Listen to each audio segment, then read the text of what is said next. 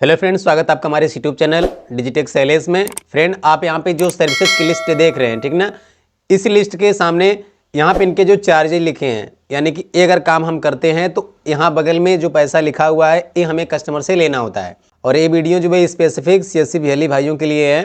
तो यहाँ पे जितनी भी सर्विसेज अपने सेंटर पर हम देते हैं, किन सर्विस के लिए हमें कस्टमर से कितना पैसा लेना होता है, मैंने पिछली वीडियो में बताया था कि मैं आपको अगली वीडियो में क्या दिखाऊंगा, तो यही मैं दिखा रहा हूँ आपको, ठीक ना।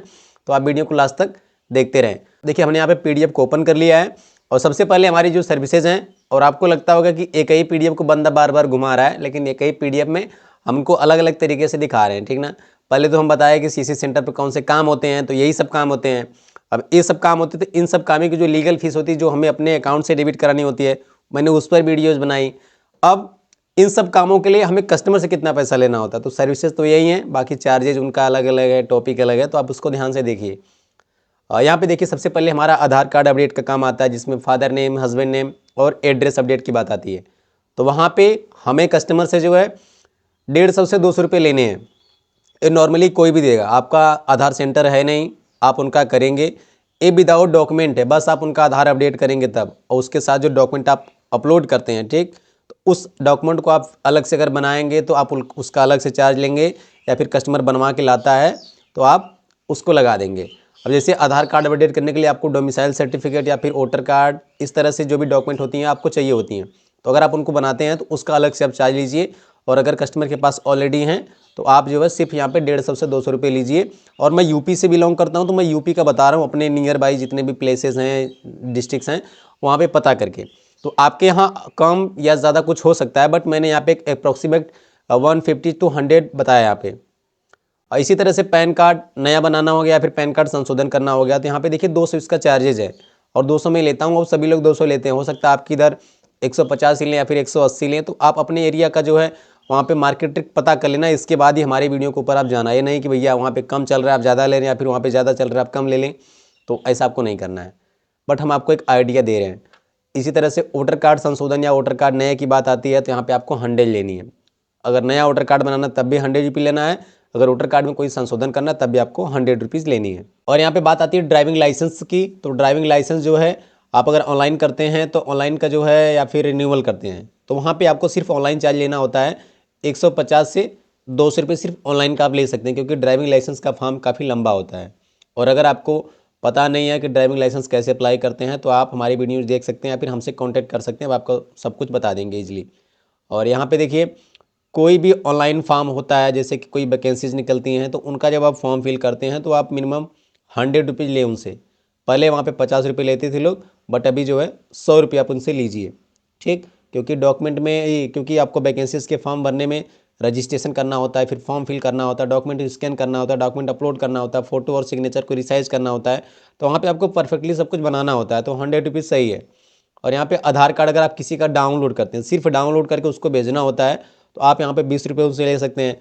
और आधार कार्ड को अगर प्रिंट करना है, तो प्रिंटिंग में आपका डाउनलोडिंग और प्रिंटिंग दोनों मिला के आपको 50 रुपये लेना है, लेमिनेशन करके उनको देना है। और इसी तरह से कितने भी कार्ड हों आपके पास, Aadhaar card, PAN card, voter card, Ayushman card, आभा कार्ड, अगर आप उनको डाउनलोड करके प्रिंट करके देते हैं कस्टमर को, तो आपको 50 रुपये लेने हैं। ये मिनिमम चार्जेज है, ठीक। इससे ऊपर आप ना लीजिए, क्योंकि ज़्यादा भी लेंगे तब भी आपका इमेज ख़राब होगा कि भैया ये ज़्यादा ले रहा है, बगल वाला कम ले रहा है। तो आपको मार्केट के हिसाब से चलना है। और इसके बाद देखिए, अब PM किसान का काम ऑनलाइन करें या फिर PM किसान में कोई अपडेट करें, तो उसके लिए आपको 100 रुपये लेनी है।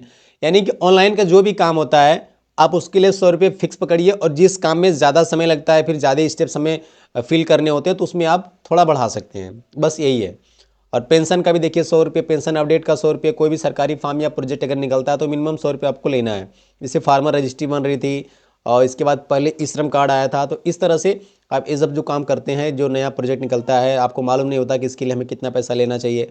हाँ, अगर CSC लेते हो तो कुछ में होता है कि भैया CSC में काम फ्री में हो रहा है, लोग फ्री में नहीं हो पाता है भाई, उसमें जो पैसा कटता है, हमारी मेहनत होती है, हम कैंपिंग में जाते हैं, तो आपको लेना होता है।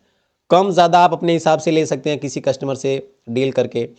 और अगर आप PF से काम करते हैं, PF रिलेटेड, चाहे PF का क्लेम करना हो गया, PF का KYC करना होगा, तो आप यहाँ पे 200 से 500 पकड़ के चलिए, क्योंकि PF में थोड़ा झमेला होता है। आपको जानकारी पहले होनी चाहिए PF का पैसा कैसे निकाला जाता है, क्योंकि कस्टमर को बस मालूम है कि हमने ड्यूटी की इतने दिन भाई, इतना पैसा हमारा है, हमारा इतना निकाल दो।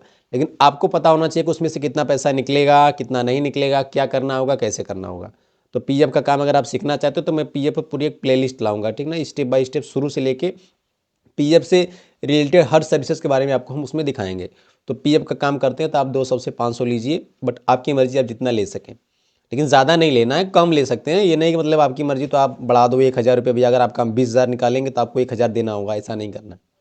और खतौनी डाउनलोड, तो खतौनी डाउनलोड का भी आप 20 रुपये लीजिए, क्योंकि अभी खतौनी में रियल टाइम खतौनी जो आ रही है वहाँ पे 4-6 पेजेस निकल रहे हैं, तो आप फ्रंट और बैक अगर प्रिंटिंग करते हैं फिर भी आपका जो है लंबी खतौनी है तो आपका 3-4 पेज चला जाता है। तो आपको 20 रुपये लेना, उसमें डाउनलोडिंग और प्रिंटिंग सारा काम आपका इंक्लूड रहेगा।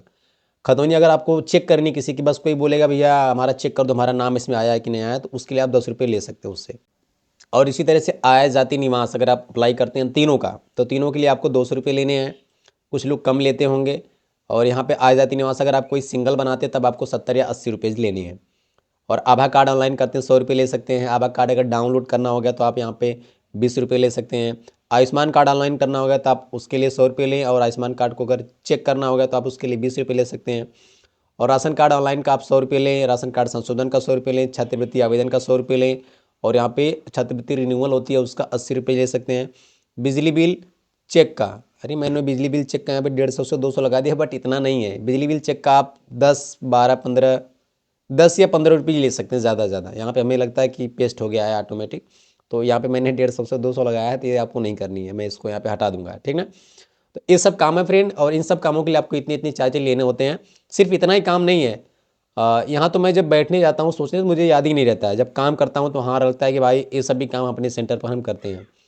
तो आपके नज़र में कोई भी काम हो, अगर हाँ आपको नई जानकारी है, कैसे करना है, कितना पैसा लेना होता है, इसके लिए कौन कौन से डॉक्यूमेंट लगते हैं, तो आप हमें एक बार कमेंट करें, ठीक ना। कमेंट अगर करेंगे तो हम कमेंट वैसे ज़्यादातर रीड करते हैं। जिस कमेंट में अगर क्वेश्चन रहता है हम उसका रिप्लाई ज़रूर देते हैं, अगर हमारे पास उसका कोई रिप्लाई होता है तब। ये नहीं कि आपने पूछ लिया, हमने हवा में आपको रिप्लाई कर दिया और आप मगन हो गए कि हाँ चलो मिल गया रिप्लाई, ऐसा नहीं करते भाई। जानकारी रहती है तभी देते हैं, और हम पूरी कोशिश करते हैं कि पहले जानकारी इकट्ठी कर ली, इसके बाद ही आपको हम रिप्लाई दें।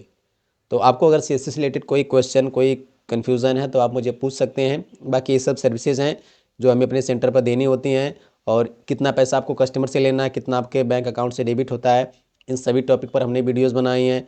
सीएससी सेंटर कैसे खोला जाता है, कितनी सामानें लगती हैं, कितने पैसे में खुलेगा, कौन सा चीज़ कैसे लेना होता है, कौन सा मशीन कहाँ से लेना होता है, वो सब कुछ मैंने आपको बताया हुआ है। आपको नया लेना है कि पुराना लेना है, और अगर सीएससी सेंटर ओपन हो गया तो आपको किन बातों का ध्यान रखना होता है, पुराने सीएससी वैली या फिर नए सीएससी वैली हैं, तो आपको बहुत सारे यहाँ पे टर्म एंड कंडीशंस को फॉलो करके चलना होता है अपने सीएससी सेंटर को चलाने के लिए। सो फ्रेंड, आज की वीडियो में बस इतना ही, और आशा करते हैं वीडियो आपको काफ़ी हेल्पफुल लगा होगा। इससे रिलेटेड कोई क्वेश्चन है, सीएससी से रिलेटेड कोई कन्फ्यूजन है तो आप मुझे कमेंट बॉक्स में पूछ सकते हैं।